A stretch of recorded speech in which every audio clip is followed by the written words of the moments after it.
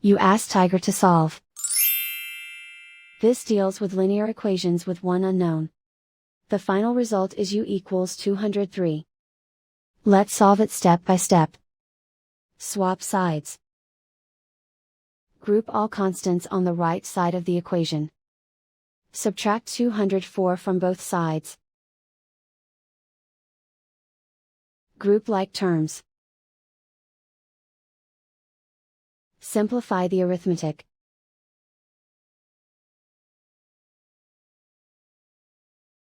Convert the u into a positive number. Multiply both sides by -1.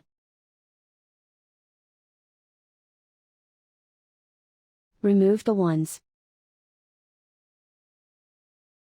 Simplify the arithmetic.